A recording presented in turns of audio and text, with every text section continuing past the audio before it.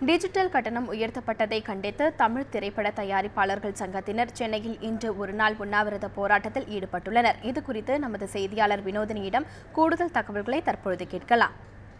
வணக்கம் வினோதினி. சொல்லுங்க, எதற்காக தமிழ் திரைப்பட தயாரிப்பாளர்கள் ஒரு நாள் வேலைநிறுத்த போராட்டத்தில் ஈடுபட்டிருக்காங்க? அது குறித்து உங்களுடைய தகவல்களை சொல்லுங்க.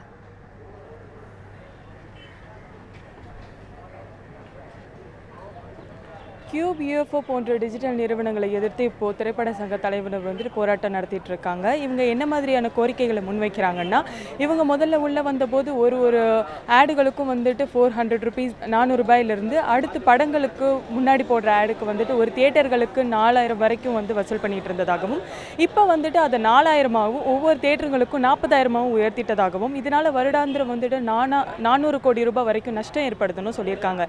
இதில் ஒரு பங்கை தங்களுக்கு கொடுக்குமாறு கோரிக்கை முன்வைக்கிறாங்க. அதுக்கும் அவங்க முன்வராததுனால இதை தமிழக அரசை ஏற்று நடத்தணும்னு சொல்லிட்டு கோரிக்கை முன்வச்சு இந்த உண்ணாவிரத போராட்டத்தை நடத்திட்டு இருக்காங்க.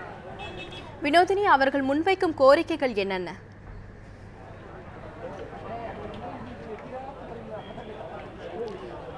அவங்க முன்வைக்கும் கோரிக்கைகள் என்னென்னா, அவங்களுக்கு அந்த 400 கோடி ரூபாயிலிருந்து ஒரு பங்கை தங்களுக்கு தரணும்னு, அப்படி தரலைன்னா இதை தமிழக அரசை ஏற்று நடத்தணும்னு கோரிக்கையை முன்வைக்கிறாங்க. இல்லைன்னா அந்த மாதிரி டிஜிட்டல் நிறுவனங்களை தடுத்து நிறுத்தணும்னு சொல்கிறாங்க.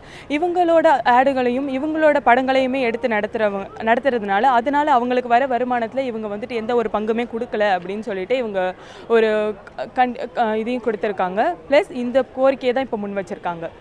வினோதினி, சினிமா துறையில் என்னென்ன சங்கங்கள் இந்த போராட்டத்தில் கலந்திருக்காங்க?